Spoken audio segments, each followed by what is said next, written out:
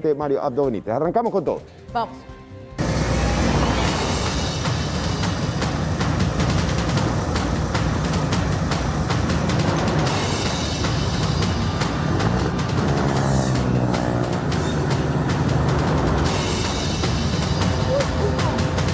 Hasta que no se promulgue el proyecto, nosotros no salimos de acá.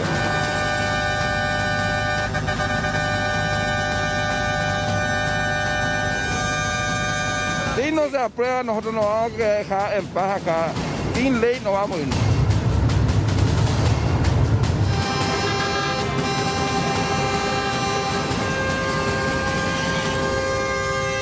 Y sacar una ley por presión, yo no estoy de acuerdo.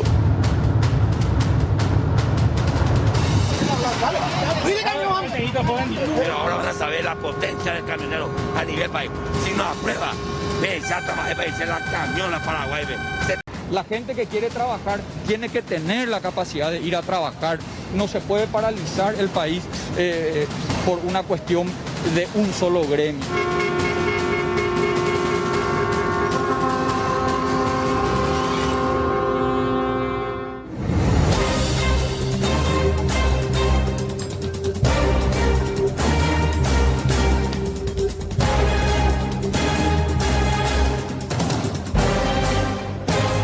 Finalmente, los camioneros decidieron dejar sus vehículos y avanzar. Aguardando, ahora un poco más dispersos, pero de igual manera son y conforman una gran cantidad de ellos que esta mañana decidieron venir marchando por lo que quedaba de la costanera, teniendo en cuenta que la fila de sus vehículos ya se encontraba muy cercano aquí a lo que es más o menos la base de la policía turística que se encuentra ahí apostada en la costanera de Asunción. Vinieron marchando, caminando, decían ellos, con el objetivo de no molestar al resto de la ciudadanía. Nos decían incluso algunos, dejamos nuestros vehículos en la costanera, no trajimos los camiones, esto para evitar generar aún más conflicto con el resto de automovilistas, ciudadanos que se mueven por el microcentro. Avanzando por la avenida José Asunción Flores en zona de la costanera de Asunción, después tomaron la calle Río Upaney, posterior a eso procedieron a rodear el Congreso por la zona de Paraguayo Independiente y ahora están apostados en este sector, decíamos un poco más dispersos. Durante esta mañana lo que hicieron fue cerrar de manera intermitente con los camiones apostados puestos de costado en la avenida de la Costanera. Finalmente, de esa manera, con estos cierres intermitentes, ellos lo que querían era ejercer aún más presión para los senadores que están realizando a estas horas la sesión en la Cámara Alta. Todavía no están tratando el tema que les compete a ellos, que hace referencia a esta ley que establece valores del costo operativo y los precios de referencia del flete de la unidad de carga, todos aquellos conformados por tractocamión y semirremolques. También con este proyecto de ley lo que buscan es que se cree un comité técnico del costo operativo del flete y que se tenga un 25% de ganancia para los gremios o el gremio de los camioneros. Pero ¿qué era lo que decían ellos durante esta mañana cuando hacían esos cierres intermitentes, cortando por momentos completamente el tránsito? ¿El Poder Ejecutivo le volvieron a conversar con ustedes, señor? Sí, ayer me llamó el señor ministro justamente buscando una salida, ¿verdad? Con los agroexportadores. Lastimosamente nosotros tenemos el mandato de nuestra gente que dicen que no tenemos nada que conversar con ellos en estos momentos. Esta mañana, por eso el reclamo generalizado prácticamente de la ciudadanía. Hay que entender que ellos vienen tratando este tema desde mayo pasado, que presentaron este escrito, y si bien estaban haciendo luego ya manifestaciones, hoy realmente es cuando se sintió más ante la falta de respuesta. Esa presión fue lo que desembocó que se meta en el orden del día, por lo menos ya, ¿verdad? Lo cierto es que ayer también 83 gremios marcaban postura sobre el tema y rechazan. De hecho, y sin duda se generan posturas muy encontradas, pero bajo este tipo de presiones, cuando nos somete, cuando nos tienen supeditados, a optar sí o sí por una posición, evidentemente que se rompe ese justo equilibrio que se establece, insisto, en un sistema democrático como el nuestro. Y con más razón cuando uno ve cómo ciertos sectores, especialmente vinculados a la izquierda, asusan estas manifestaciones antipopulares, y ahí nomás tenés el ejemplo de la Argentina, de Venezuela, y otros ya recurren a ejemplos más lejanos incluso. Paraguay tiene su propia identidad, tiene su manera de encarar este tipo de conflictos, somos todos conscientes de eso, y ojalá, merced a nuestra rica historia, se encuentre una salida negociada. Insisto, probablemente tenga mucho de razón, un sector muy sufrido, muy vulnerable como el de los camioneros, pero al menos mi postura personal es que esta no es la vía. Y muchos te dirán, pero si no sacaban nuestros camiones a obstruir el paso, a lo mejor no se consideraba tampoco la posición que ellos esgrimen, esbozan, y está ahora en el 5º punto del orden del día la defensa de ese proyecto de ley. Y aparentemente de alguna u otra manera entraron ahora en razón al decidir marchar a pie, ¿verdad? Igualmente los vehículos siguen molestando en los lugares en los que están, pero ya no obstruyendo el paso, por lo menos media calzada es la que se puede utilizar. Fernanda, muchas gracias. Vamos a establecer ahora contacto con nuestro compañero Mariano López, que estuvo tomando el pulso de lo que pasa en el Congreso. Mariano, estamos contigo. Buenas tardes. Hola Amalia, ¿cómo estás? Hola Roberto, saludos a ustedes y a los televidentes. Y a inicios del mes de junio, según explicaban los camioneros, se le había dado entrada a este proyecto de ley. Sin embargo, hasta hoy figura en el orden del día, sin embargo no tiene dictamen de comisiones asesoras, lo que significa que, y es el procedimiento ahora para cualquier legislación que se presenta al proyecto, esto debe ser analizado primeramente en comisiones asesoras, comisiones especializadas que evalúan un poco los alcances o el impacto económico que pudiese tener, lo que tiene que ver con el ámbito legal también y la forma en que podría presentarse el proyecto de ley. Ese trámite tiene que necesariamente correr cualquier intención de regulación o de legislación. Sin embargo, hoy, como les decía, figura en el 5º punto del orden del día, pero no tiene dictamen de comisión, y si no tiene ese dictamen, no se puede tratar en la plenaria de la Cámara de Senadores, que de hecho está sesionando a estas horas. Vamos a compartir con ustedes lo que decía a propósito el presidente de la Cámara Alta, el senador Óscar Salomón, que planteó la siguiente posibilidad: que eventualmente los senadores presentes se constituyan en comisión, es decir, una especie de paréntesis en esta sesión, dictaminar a favor o en contra del proyecto y posteriormente ver si lo aprueban o qué modificaciones podrían introducir a este proyecto de ley, la ley del flete. Por lo menos en la reunión que se tuvo en la tarde, donde participó gran parte del Ejecutivo, se llegó a un acuerdo con el 25%. Pero después, desde el Ejecutivo se manifestó de que eso era inconstitucional, entonces a través del compañero Ledesma, José Ledesma, enviamos a consultarle a ellos y ellos aceptaron retirar el 25%. De cualquier manera, dependemos hoy de que hayan 23 votos, estén dispuestos a que se trate hoy en el Pleno, y veremos la posición de los compañeros. ¿Hay presión de sectores empresariales como para que no se trate hoy? En cuanto a mí, por lo menos no. Ayer estuvimos nosotros con una delegación donde estaba el presidente de la UIP y él no me ha manifestado absolutamente nada con respecto a este proyecto. Es lo que explicaba Óscar Salomón, y él hace referencia, Amalia, Roberto, televidentes, a un 25%, y se ha hablado mucho, y de hecho el debate se centra un poco en ese punto. 25% de qué. En el proyecto de ley se habla de que se establece una tarifa de referencia por una unidad, sea un tractocamión o semirremolque. Y que en el comité, incluyendo a todos los autores o sectores involucrados en este tema, discutan el tema del porcentaje. Entonces, por ahí quedamos ayer. Ahora, nosotros necesitamos 23 votos para que nos convirtamos en comisión. ¿Y no tienen hasta ahora? No sé, porque mucha gente se están guiando por la presión también de los agroexportadores y también de algunos sectores que no están aceptando este proyecto. Decimos incierto futuro para la ley de fletes, atendiendo a que cuando uno le consulta a los senadores, y nos pasó hoy en los pasillos, ¿qué va a pasar con esta ley? Y te dicen, hay que ver, veremos, vamos a ver qué modificaciones se le puede hacer, si se le puede sacar eso tal vez prospere. Algunos, por ejemplo, incluso opinan de que, bueno, se le podría dar trámite hoy, pero en la Cámara Baja podría nuevamente tener obstáculos atendiendo a otros aspectos que hacen, por ejemplo, a convocar también al sector de los agroexportadores, a los productores, teniendo en cuenta que esta ley fue propuesta por los camioneros. Sí, la Subsecretaría de Estado de Tributación está al tanto, Dinatran también, pero hay otros sectores y es un rubro bastante amplio amplio, que tiene una cadena logística interesante, decían que se debería tener en cuenta a todos para poder sacar esta ley. Se trata del ciudadano Noor Mohammad Salam Cardoso, paraguayo de 30 años, quien había escapado de los policías, pues estaba incumpliendo su arresto domiciliario en una causa vinculada a posesión de drogas. El hombre intentó justificar su actuar, que movilizó a varias patrulleras de la Policía Nacional. ¿Por qué huiste del control? Por eso, por prisión domiciliaria, no tenía que ser. ¿Por qué tenés prisión domiciliaria? Consumidor. ¿Consumidor? Sos consumidor. Así mismo. Le chocaste a varias personas.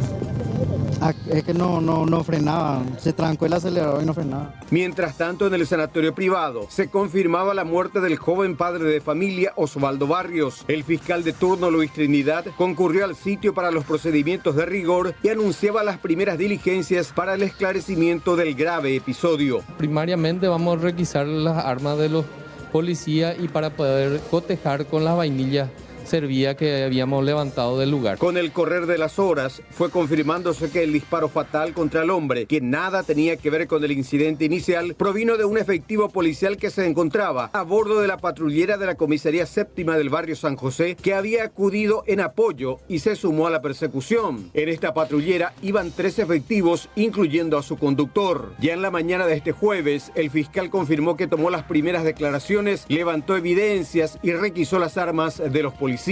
Ayer levantamos todas las evidencias que pudimos lograr, ¿verdad? Tomarle las muestras a todos los agentes policiales intervinientes, como así también requisamos las armas de fuego reglamentarias que ellos utilizan. ¿Cuántos agentes y cuántas armas incautaron? 3 armas de fuego de la comisaría séptima, los patrulleros que intervinieron en el procedimiento.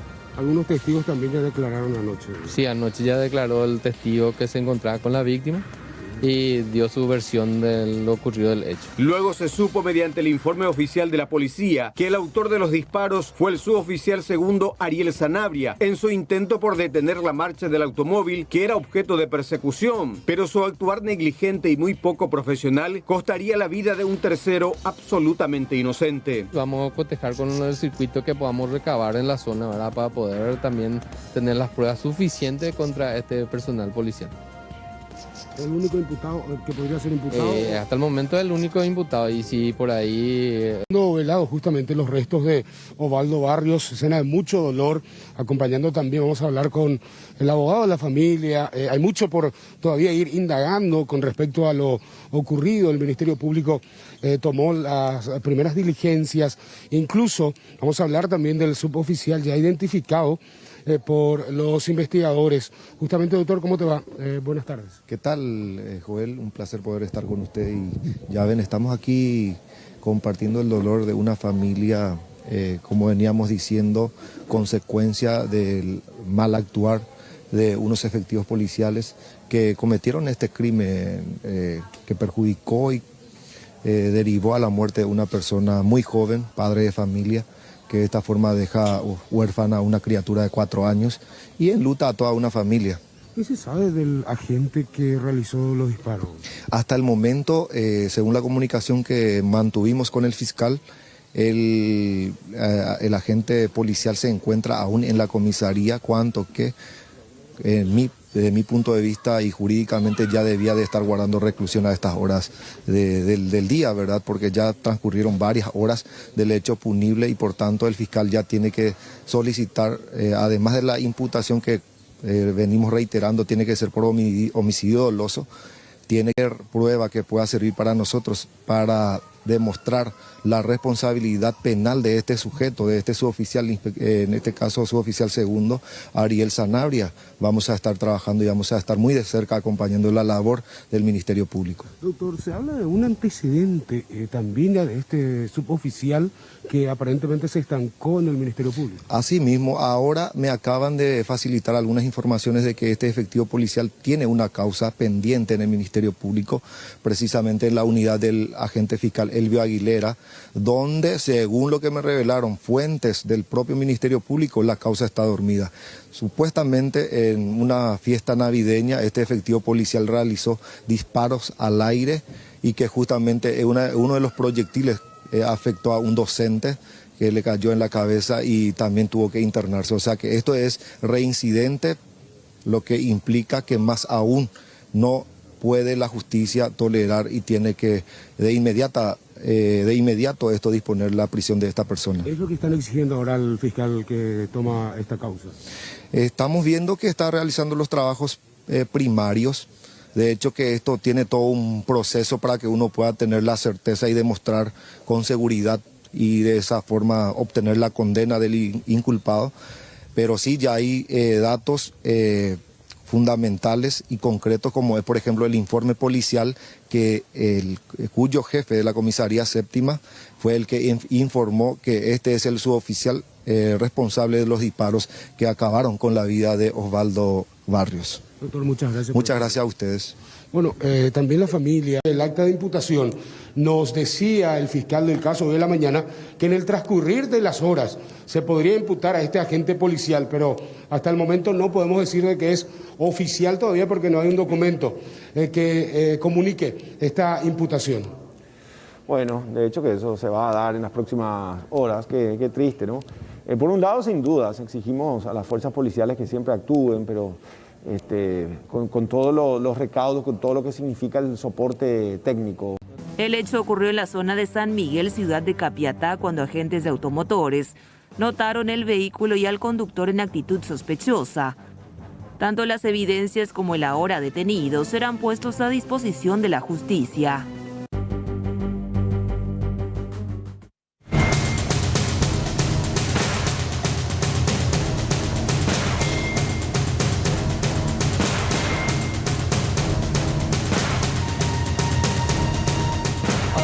¿Cómo les va? Es momento de compartir algunas de las informaciones resaltantes en diferentes puntos del país, y es tan particular que vamos a desarrollarse de registro en el departamento de Concepción, y las imágenes vamos a compartir con ustedes. Vamos a rebobinar todo desde el momento en que el vehículo rojo que estaba siendo conducido por una mujer detiene la marcha, y en ese momento dos motochorros, a quienes van a ver llegar en este momento precisamente, se estacionan al lado mismo de la mujer y abren la puerta para evidentemente despojarla de algún elemento. El punto es el asalto. Hasta el momento no trascendió si el objetivo era robar el vehículo o tal vez el celular, la cartera y más. Lo cierto es que la mujer, lejos de asustarse nomás, primero forcejea con uno de los delincuentes e incluso acelera la marcha para lograr huir, casi llevándose por encima a estos asaltantes. Ahí está. Nuevamente el vehículo que quedó estacionado, esto en pleno centro de la ciudad, insistimos, y ahí llegan los motochorros, allí detrás. Esa motocicleta se estaciona al lado mismo, y si ustedes se fijan en un momento, mientras uno de los asaltantes forcejea con la mujer directamente del lado del conductor, el otro baja y trata de ingresar por el asiento del acompañante. Y es allí que cuando abre la puerta, sí, la mujer termina... Perfecto. Y yo venía así, me estaba colocando bien mi tapaboca, y es ahí donde yo choco con alguien y yo le digo perdón porque yo creí que era mi culpa, ¿verdad? Y me encosta y él se me pone otra vez en mi frente y me dice, no grites, dame tu cartera, me dice, ¿verdad? Yo le pongo así mi cartera, como para pasarle, él me agarra la mano y me estira. No sé, en ese momento yo creí que, no sé, ¿verdad? Creí que me iba a llevar más lejos la cámara porque yo sé que en esa zona hay toda cámara. Cuando yo siento que él me empuja hacia él, yo ahí empiezo a estironear con él. Él me grita, te voy a acuchillar, te voy a acuchillar. No grites, porque yo empezaba a gritar. Iba a ir a esperar colectivo para dirigirse a su lugar de trabajo cuando fue seguida por estos delincuentes que se llevaron todo, pero menos mal, ayer en el transcurso de la jornada, las personas se comunicaron con la víctima a través de las redes sociales para comentarles que encontraron su documento en un sitio donde aparentemente los asaltantes tiraron, ya que no les servía, pero sí se llevaron dinero y también su celular. Eso es lo que se tiene con respecto a este hecho de asalto, Amalia, Roberto. Pobrecita, la reacción que tuvo por sobre todas las cosas. Ella después es como que no sabía qué hacer, ¿verdad? Y qué buen gesto el de la gente que le haya por lo menos proveído nuevamente de sus documentos. Y claro, y uno cómo se recupera después de un episodio de esta naturaleza. Judith, buen trabajo, muchas gracias. Gracias. Nido de Dragón, ¿qué te sugiere el nombre de película, de fábula? Los dragones no existen, pero acá en Paraguay le dimos ese mote a un operativo de la Senat, ¿no? De la Senat. Rolando Rodi está con más detalles. Rolando, ¿cómo estás? Bien, un operativo que se realizó el día de ayer en horas de la tarde en la zona de Capitambado, departamento de La Mambay. Decían los investigadores que esto comenzó luego de recibir informaciones que desde Bolivia estaba saliendo una aeronave que transportaba una importante cantidad de drogas. La SENAT también activó a la Fuerza de Tarea Conjunta para poder cooperar en este operativo con sus helicópteros y también sus hombres. Cuando llegaron al lugar donde manejaban la información, iba a aterrizar la aeronave, esta ya estaba decolando, decía la fiscal Elba Cáceres, pero visualizaron 2 camionetas que estaban huyendo de la cabecera, empezó una persecución aérea hasta que finalmente fueron detenidos. Se encontraron 15 bolsas que contenían más de 500 kilos de cocaína. Vamos a escuchar lo que decía la fiscal antidrogas Elba Cáceres con relación al operativo Nido de Dragones. Lo que les puedo decir es que el Ministerio Público tomó conocimiento de esta situación a través de la SENAT, que manejaban datos de inteligencia precisamente de que una aeronave que habría salido de Bolivia podría eventualmente aterrizar en esa pista ubicada dentro de la estancia que ustedes ya manejan. Y que creo que ahora se llama Yaguaruní, pero Colo era anteriormente. Y que estaría trayendo algún tipo de sustancias estupefacientes. Como los tiempos ya no alcanzan porque ya se sabía que la aeronave estaba ya volando hacia el territorio paraguayo, se solicitó la colaboración de la Fuerza de Tarea Conjunta. Y ellos se constituyeron en las proximidades del lugar y en un helicóptero sobrevolando efectivamente pudieron constatar que una aeronave ya estaba despegando de vuelta de esa zona. Entonces se enfocaron más hacia la pista, donde pudieron observar que 2 vehículos, 2 camionetas, estaban saliendo raudamente de una de las cabeceras de la pista. Y ahí se inició una persecución aérea. Los ocupantes de una de las camionetas abandonaron y corrieron a pie, huyeron del lugar. Entonces el grupo operativo desde ese momento se enfocó en la camioneta que todavía estaba en circulación y se pudo lograr la detención. Todas estas evidencias fueron trasladadas ayer en horas de la noche, al igual que los detenidos también, hasta la base de operaciones de la SENAT en nuestra capital. Vamos a escuchar lo que decía la ministra de la SENAT con relación también a este procedimiento. Se incautaron 15 bolsas de supuesta cocaína y eso totalizó un pesaje de... Y Rolando, ¿por qué ahora? Porque evidentemente que también las personas que están en las instituciones pertinentes como que bajan una línea, en consecuencia se actúa y evidentemente que la droga siempre estaba por ahí. Claro. Lo que pasaba es que de tanto en tanto caían unas quemas de aquí para allá, pero hoy estamos hablando de un alto contenido de carga y de instituciones que finalmente resultan involucradas como para cerrar el círculo. Y la Fiscalía que tiene que actuar en consecuencia. Hasta ahora, Muti por el foro, aquel cargamento, ¿qué mes era el de Villeta, Rolando? Y ya hace un par de meses, a principios de año, Roberto. Y ahí nomás está. No sé qué quedó eso. El otro. Lentejú también, sí. Sandra Quiñones, se pregunta, uno de entrada, ¿verdad? De entrada uno se pregunta. Bueno. Gracias, Rodi. Gracias, Rolando. Avanzamos con más información y en este caso vamos a hablar de lo que pasaba en el penal de Itapúa. Ustedes saben que se realizaron varias intervenciones y se encontró un túnel. En consecuencia, el Ministerio de Justicia decidió trasladar a 13 miembros del peligroso grupo criminal PCC a otras penitenciarías del país.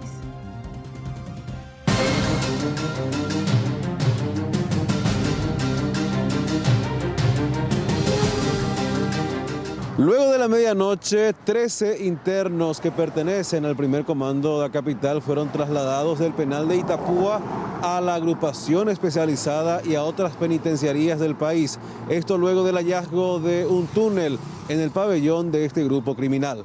El día de la fecha, a 04:50 horas, se procedió a traslado de 13 reos integrantes de PCC, específicamente para el departamento Misiones, asimismo Coronel Oviedo, y 2 de ellos para agrupaciones especializadas en Asunción, específicamente con segura custodia hasta salir del departamento, asimismo también en coordinación con personal del departamento de Misiones, y hasta el momento estamos justamente recibiendo el reporte de nuestro compañero que está sobre ruta y se lo levanto sin ningún inconveniente.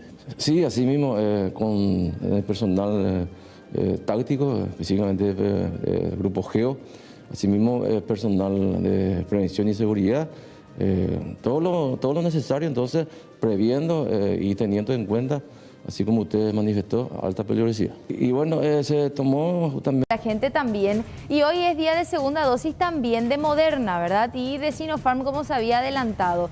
Queremos ser bastante específicos porque aquí en Capital al menos son 3 los lugares que habilitan segunda dosis de Moderna y se sabía que iba a ser un número reducido porque es el remanente nomás y que un grupo que se inmunizó entre el 1 y el 5 de julio es el que va a recibir las segundas dosis de esta plataforma en particular, y es por eso que muchísima gente ya estuvo prácticamente agolpándose hoy en los 3 vacunatorios habilitados. El primero, la Secretaría Nacional de Deportes, de 7 a 21 horas en la modalidad mixta, es decir, autovac y peatonal. Derecho 1, de 7 a 17 horas, modalidad exclusivamente autovac, y en el caso de Fomento de Barrio Obrero, de 7 a 17 horas en modalidad peatonal. ¿Qué es lo que hizo que más gente todavía se agrupe en estos 3 vacunatorios? Que no se tiene en cuenta la terminación de cédula. Entonces, quienes inmunizaron entre el 1 y el 5 están muy interesados en recibir sí o sí la vacuna, la segunda dosis de esta plataforma. Los rezagados y quienes se vacunaron después, es decir, a partir del 6 de julio, van a tener que esperar una nueva convocatoria por parte del Ministerio de Salud. Convocatoria que parecía un tanto lejana porque no teníamos información nueva, al menos de próxima llegada de esta vacuna. Y finalmente ayer, en horas de la tarde-noche más o menos, el Ministerio de Relaciones Exteriores, a través de este comunicado que vamos a compartir con ustedes, daba a conocer que finalmente para el término de la semana que entra estaría llegando un cargamento. ¿Qué es lo que dice este comunicado? El Ministerio de Relaciones Exteriores anuncia el próximo arribo al Paraguay de 99.600 dosis de la vacuna Moderna, parte de esta donación del Estado de Qatar. La llegada de los citados biológicos está 1.527 personas y Coronavac 1.062. En estas otras que ponemos acá entran, por ejemplo, Sputnik V, Covaxin y Sinopharm, pero en números mucho inferiores, y es por eso que agrupamos de esa manera. Decíamos, de un total de 19.200 personas que fueron inmunizadas en el extranjero, ¿cuántas son las realmente interesadas, al menos según el registro de salud, en recibir su segunda dosis aquí? Fíjense el número, 4.970 personas. Esto podría hacer alusión a que muchos tal vez están en desconocimiento de este derecho que van a tener estos paraguayos, o tal vez algunos incluso tengan previsto viajar nuevamente a esos puntos en donde se inmunizaron. Por ejemplo, el que lidera este ranking nuevamente es los Estados Unidos. Así que esta es información también válida para que se vaya manejando y salud, por sobre todo, se vaya organizando en cuanto a esta situación. Y a propósito de vacunación en el mundo, vamos a hablar un poco de algo que se empieza a plantear y de hecho ya muchos países se están analizando, y esto es muy interesante, una tercera dosis. Y vamos a repasar con ustedes cuáles son los países que ya aplican o van a empezar a aplicar. Arranquemos por Uruguay, el único de Sudamérica que de hecho ha establecido esta tercera dosis, incluso por ejemplo para personas inmunodeprimidas, personas en riesgo, y también para complementar algunos sistemas o algunas inmunizaciones, por ejemplo las que se hicieron con Sinovac, ¿verdad? Una tercera dosis de Pfizer. Alemania también, Bahrein, que era el primer país en liderar la vacunación masiva, hoy por hoy está también planteando una tercera dosis. Francia lo mismo, Emiratos Árabes Unidos, en este caso en particular, se ofrece una de Pfizer o una de Sinopharm independientemente, o mejor dicho, siguiendo el esquema que la persona ya tenga. Israel, Rusia, Turquía y República Dominicana. Estos son otros de los países. Y una cuestión bastante interesante que plantean algunos es incluso que vos recibiste tus 2 dosis, independientemente de la plataforma que sea, tu tercera, vos podrías elegir eventualmente cuál te gusta. Es una de las estrategias que se está ahora mismo estudiando y poniendo en práctica en el mundo. República Dominicana, por ejemplo, ya tiene 400.000 personas con triple dosis. Aquí en nuestro país esto queda todavía bastante lejos porque todavía no estamos llegando siquiera a un buen número que ha recibido las 2 dosis de cualquiera de las plataformas. ¿Qué es lo que dice la OMS al respecto? La Organización Mundial de la Salud dice no, esperemos un ratito, busquemos que todos los países inmunicen por lo menos al 10% de su población y después recién entremos a hablar de terceras dosis o en el caso eventual que esto se dé, la conversación sería postergada. Es lo que dice la OMS, pero finalmente cada país decide cómo llevar a cabo su estrategia de vacunación. Y ahora vamos a escuchar un poquitito también cuál es la situación, cuál es la perspectiva de los médicos en cuanto a la afluencia que hemos tenido estos últimos días en cuanto a la vacunación, porque decíamos, estamos alcanzando más o menos un 70% diariamente de lo previsto. Preocupa, desanima, incluso algunos médicos hablan de decepción. Vamos a escuchar a la doctora Rosana González del Círculo de Médicos del Paraguay mencionando un poco la necesidad de cerrar ese círculo de inmunización y por sobre todo esa responsabilidad ciudadana personal que se traduce en una responsabilidad grupal. Primeramente estuvimos muy decepcionados en estos primeros días de la aplicación de la segunda dosis de la Pfizer, donde vimos la poca concurrencia de las personas que ya tenían sus dosis guardadas con su nombre y su número de cédula. Entonces, al ver que un faltante grande de personas no estaban acudiendo, dijimos, bueno, algún mecanismo se tiene que tomar segunda dosis, por eso existe una segunda dosis. Incluso en otros países ya están colocando una tercera dosis y nosotros necesitamos que el 75% de la población esté inmunizada. Lo que planteamos es que se controlen los lugares de asistencia masiva. Nosotros en ningún momento hablamos ni de centros de trabajo, ni tampoco hospitales, no. Estamos hablando de lugares. Ya sabemos quiénes son los que van a ser beneficiados en estos 2 días. Muchas gracias. Vamos a recibir ahora a nuestro compañero Jorge Escurra, que está trabajando desde el vacunatorio de Trinidad. ¿Cuál es la situación ahí, Jorge? ¿Cómo estás? Muchas gracias, el saludo para ustedes compañeros en piso y para toda la teleaudiencia del Sistema Nacional de Televisión. Estamos en el autobac que se encuentra habilitado en la zona de Santísima Trinidad, específicamente en la Facultad de Derecho de la Universidad Nacional de Asunción, donde solamente se está dando el autobac en este momento para la vacunación de Moderna.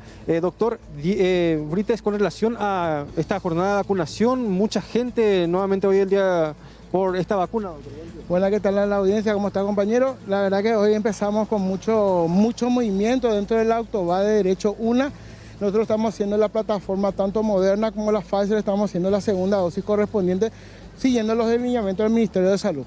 Aclararon también que solamente se está dando autobac, porque veíamos algunas personas que venían caminando, teniendo en cuenta que anteriormente se vacunaba también peatonal. Claro, justamente ajustamos un poco la situación teniendo en cuenta la afluencia que estamos teniendo. Como ustedes saben, se han cerrado algunos vacunatorios para Moderna y se concentraron en 3 centros a nivel capital para hacer la vacunación de Moderna, y eso es realmente en este momento son la mayoría de las personas están viniendo para su segunda dosis de Moderna. ¿Cuántas dosis de Pfizer y de Moderna están teniendo aquí? Nosotros hemos traído 1.300 dosis de Pfizer y hemos tenido 1.400 dosis para Moderna. ¿Qué tal la población correspondiente a la red de Trinidad y lo que sería la área de influencia del hospital? ¿Qué porcentaje ya se ha aplicado? Realmente estamos llegando a un 60% ya de la vacunación correspondiente ya. ¿Hasta las 17 horas?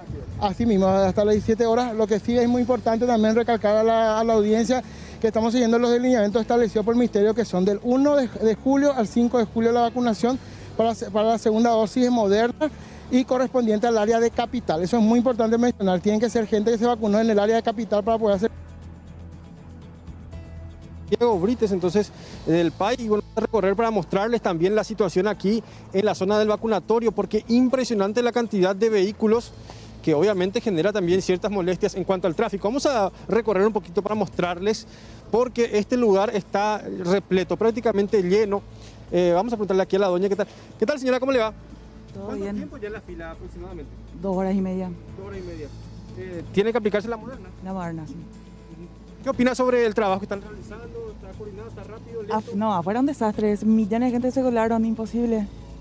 Mucha gente se colaron. Si nos colaba la gente, capaz estábamos 1 hora acá. Afuera un desastre, acá adentro, bien, pero afuera un desastre. ¿Afuera del problema? Sí. La puerta también, horrible.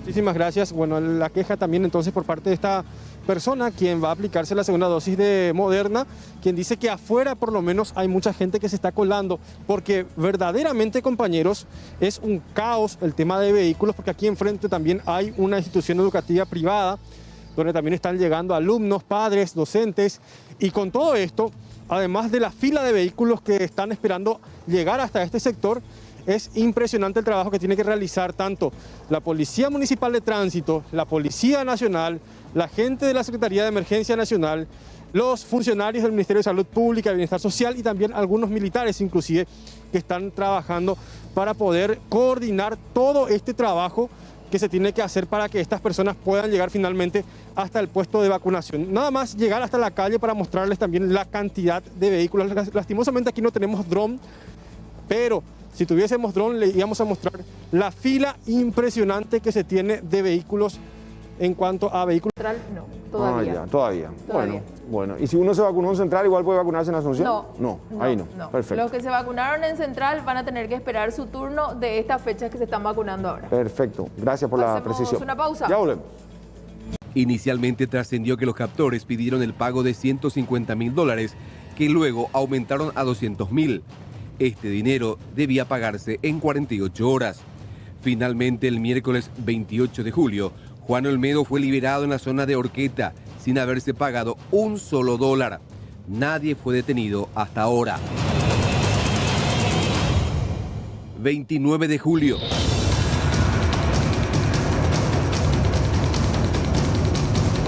En un camino interno de la estancia Paicuara, departamento de San Pedro, en el límite con el Amambay, el EPP asesinó a 3 militares. Para el efecto, el grupo criminal utilizó un potente explosivo cargado en una garrafa de 13 kilos. La bomba, literalmente, partió en dos el vehículo y sus piezas volaron hasta 150 metros. En el lugar fallecieron los sargentos Lauro Monzón, Eulalio Espinosa y Mauricio Pérez, mientras que otro vehículo con 6 uniformados pudo salvarse. 1 de agosto.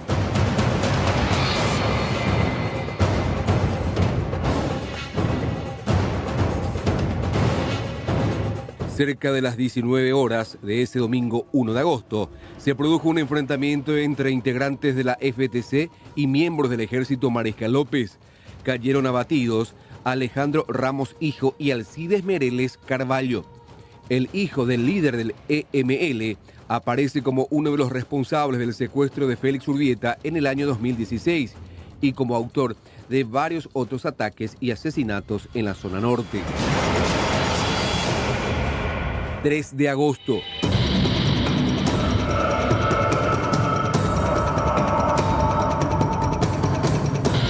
A unos 4 kilómetros del casco de la localidad de San Alfredo, Concepción, fue emboscada una patrullera de la comisaría de esta ciudad. Fallecieron los suboficiales Dionisio Ábalos y Odelio Insaurralde, mientras que el guardia de la estancia San Fernando, Leónido Medina, también murió en el tiroteo, mientras que otro custodio privado de dicho establecimiento, Clemente Díaz, resultó gravemente herido. Por el área de influencia se presume que el ataque fue perpetrado por la AKEP, aunque los investigadores no tienen aún elementos para oficializar esta hipótesis. Los atacantes robaron al menos 6 armas de fuego, entre ellos 2 fusiles Galil y una pistola 9 milímetros de los policías. En este lapso de 30 días fueron asesinados 5 uniformados y 2 civiles en esta lucha que no tiene fin.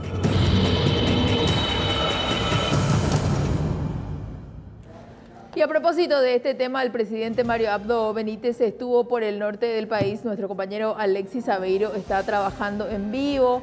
Alexis, contanos, ¿qué fue lo que dijo el presidente? ¿Cómo estás? Tarea conjunta aguardando una conferencia de prensa que será encabezada por, en este caso, Narciso Domingo López Basualdo, el comandante del CODI, y también sus principales colaboradores en el sentido de todo el trabajo que está realizando la Fuerza de Tarea Conjunta y el informe o los informes que recibirán por parte de inteligencia de la Policía Nacional con respecto al último ataque que se perpetró en la zona de San Alfredo, ya que primeramente ya el ministro del Interior decía que podría tratarse también de facciones criminales como el PCC.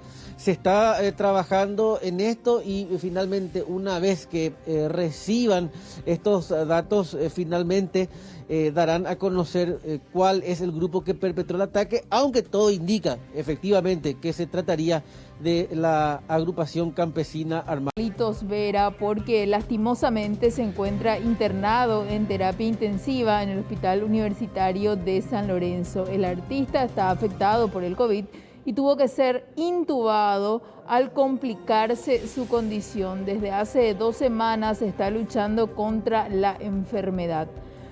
Su familia puso a la venta un material biográfico del humorista para recaudar fondos a fin de costear los gastos de esta enfermedad. Pueden comunicarse al número 0981 122 567.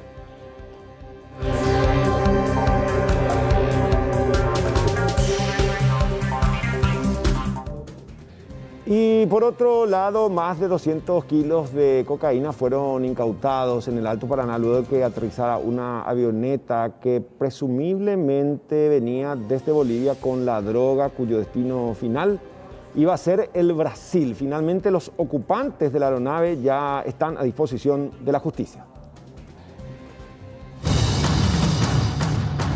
2 jóvenes de nacionalidad boliviana fueron detenidos por efectivos de la División Antinarcóticos de la Policía Nacional Paraguaya tras ser sorprendidos en el momento preciso en el cual aterrizaban a bordo de una avioneta con matrícula CP3114 con bandera boliviana, transportando unos 221 kilos de cocaína. El hecho ocurrió en un camino rural utilizado como una pista clandestina dentro de la colonia Nueva Fortuna, distante a unos 70 kilómetros de Ciudad del Este, capital del departamento del Alto Paraná, punto limítrofe con la República Federativa del Brasil. La droga estaba distribuida en 7 bolsos que debían ser entregados por los detenidos, quienes fueron identificados como Ricardo Franco Méndez y Aldrin Columba Barba. El fiscal antidroga Manuel Rojas Rodríguez brindó más detalles de este procedimiento. Desde hace un buen tiempo el Departamento Antinarcóticos de la Policía venía vigilando una zona sospechada de donde se tenía informaciones de que con relativa frecuencia descendían aeronaves extrañas. Se trata de un camino vecinal prácticamente y que debido a que hace tiempo no es transitado, se vendría utilizando como pista clandestina y efectivamente el día de hoy, pasado un poco al mediodía, los agentes que estaban montando una vigilancia ahí pudieron divisar el momento en que descendía una aeronave y procedieron a interceptar, a reducir, digamos, a sus ocupantes, y efectivamente 2 bolivianos estaban dentro de la aeronave y transportando o intentando descargar ya en territorio paraguayo una importante cantidad probablemente de pasta base de cocaína. Teniendo en cuenta el punto estratégico en el cual debía ser entregada la carga, los intervinientes sospechan que la droga, una vez ya procesada, sería vendida en suelo brasileño. Por la información que tenemos y de acuerdo a la experiencia que se tiene, probablemente estos productos son productos que van a ser mixturados en territorio paraguayo, y a partir de acá, una vez obtenida la cocaína lavada, mixturada, después de ese proceso que se hace en laboratorio casero, y con el cual se abulta el volumen de la droga, se estaría, digamos, remesando probablemente en una mayor cantidad hacia el territorio brasilero. Uno de los detenidos dijo ser oriundo de Santa Cruz de la Sierra y que desconocidos lo contactaron en Bolivia, ya que él es piloto de profesión. Encomienda simplemente, como andamos en... Encomienda. ¿Pero qué te dijeron? Que nos estarían esperando para bajar todo y nos volvíamos para atrás. No. ¿Cuánto te iban a pagar por hacer esto? Primera vez que lo hago, no. ¿Pero te dijeron que te iban a pagar, no te iban a pagar? Sí, me dijeron, fue la vuelta. ¿Pero cuánto te iban a pagar? Como soy nuevo, yo acepté, no apenas. ¿Aceptaste? ¿Pero cómo te contactaron? Comentame un poco. Somos pilotos simplemente, ¿no? ¿Quién te contactó? ¿Cómo fue todo ahí en Santa Cruz, en Bolivia te contactaron, ¿verdad? Ahí buscan pilotos y todo eso, ¿no? Entre las evidencias se incautó además un aparato tipo GPS que fue utilizado por los extranjeros y ahora será sometido a un peritaje para determinar los últimos recorridos de la aeronave.